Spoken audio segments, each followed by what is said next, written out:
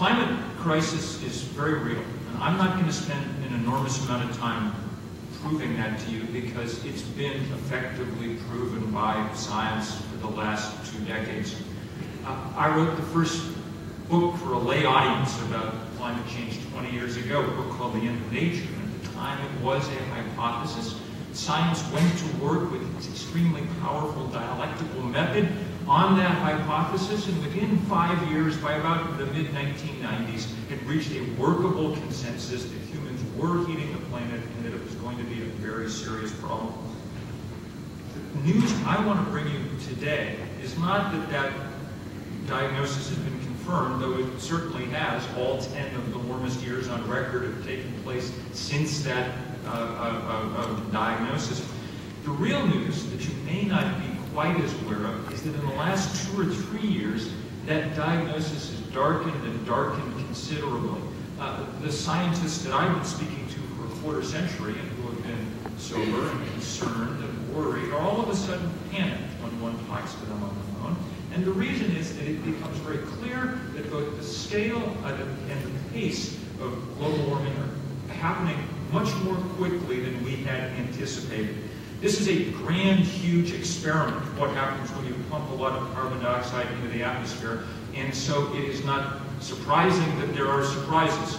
It's too bad that all the surprises so far are on the bad side, and that things are happening, as I say, very, very quickly.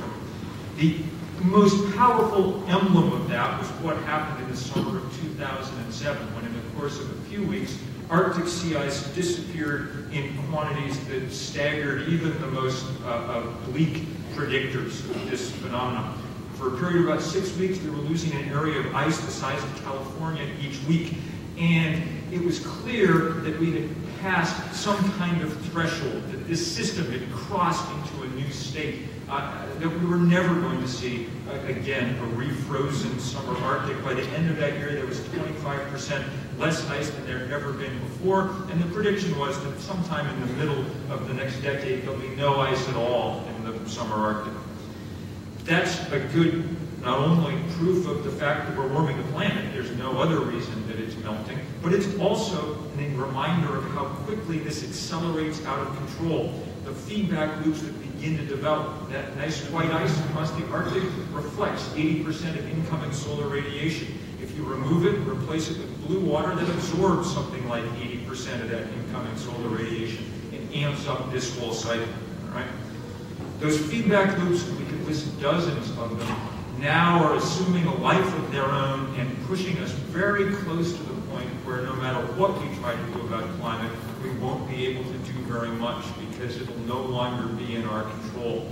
The best science tells us that we still have a brief window where closing down our output of fossil fuel may allow us to get this problem back under control, but it is a very narrow window and it's closing much more rapidly than we thought. And if we don't manage to hop through that window, the scale of impacts on the other side is enormous in ways that we're only now beginning to fully appreciate. This system is likely to spin further and further out of control in very large and destabilizing ways. As little as 2 or 3 years ago, the prediction was that we'd see sea level rise of about 2 feet this century. That would have been very tough to deal with, but with enough expenditure of money, we might have been able to do it. The new guess is, the new consensus prediction is that unless we get things under control very quickly, we're looking at sea level rise as high as 6 or 7 feet this century. There's not enough money on Earth to protect our coastal cities and to deal with all the other implications of that kind of change. So, finally, there's some pressure for actual solutions beginning to emerge as a result of this dawning understanding. People are beginning to engage. They're beginning to engage in Washington for the first time. It's been amazing, actually, the last few weeks. After 8 years of the Clinton administration, which offered a great deal of lip service and not much else, and after 8 years of the Bush administration, which adopted a maybe if I close my eyes it will go away approach to the issue, we've had in the last 4 or 5 weeks more significant action on climate than we've had in all the 20 years that this has been an issue. Not enough to deal with the problem, but enough to begin at least allowing people to think about real solutions and how they might play out. The same thing is happening in other capitals.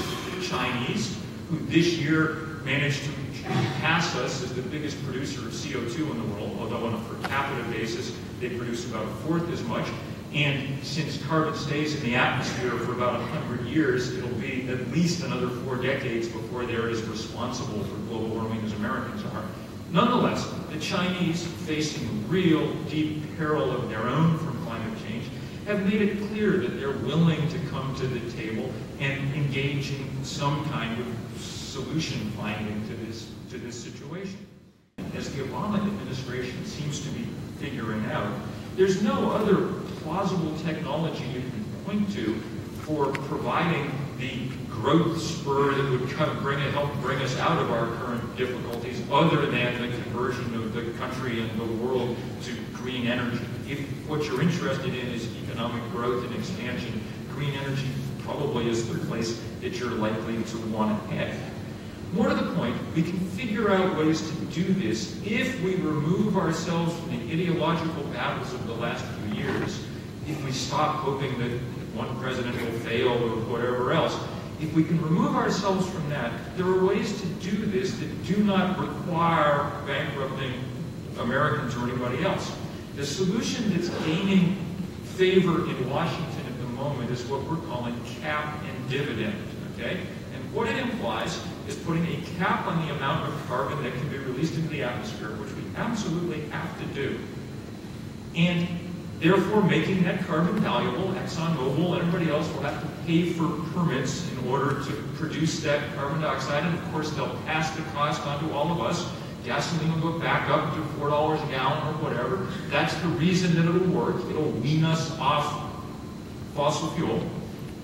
But instead of just taking that money that you got for those permits, and the estimates are hundreds of millions of dollars a year, and giving it to Congress to play with, or awarding it to the energy companies in question, sort of the way we gave the broadcast spectrum away for free or whatever else, the clear and obvious thing to do is to take that money and write a check to every American every year for their share of the sky, to make people whole against that increase in energy prices, while at the same time preserving the price signal that allows us quickly to use markets to change behavior. That's not a liberal nor a conservative prescription for this problem. And we need some prescriptions that are not partisan and not ideological, and we need them very quickly. Because this problem is not like other problems that we face. For one thing, it's deeply time limited. We have to reach a solution now, or there's no use reaching a solution. If we wait 5 or 10 or 15 years and put that much more carbon into the system, okay, then it will acquire a momentum of its own so great that nothing we can do in the out years will have any measurable effect on what happens with the Earth's physical systems. But the other reason that it's different is that all our other political calculations, all our other political problems, are essentially negotiations between human beings. All right? And so we work them the way that makes sense. We advance a little bit, we compromise, we negotiate, we get some of what we need now, we come back a few years later and get some more. That's the rational, sensible, conservative way to work out all human problems. Okay? The only problem here is that the negotiation is not, though sometimes on the surface appears to be, between liberals and conservatives, between America and China. It's not between human beings and human beings. It's between human beings on the one hand and chemistry and physics on the other. Okay? And chemistry and physics do not bargain, they do not negotiate, they do not compromise, they merely take the carbon that we pour into the atmosphere and do with it what they will. Hence the need for really transformative action now. And I will finish just by saying it would be a great shame, a great moral shame, were we to leave it entirely to 18 and 19 and 20-year-olds to try to make this happen.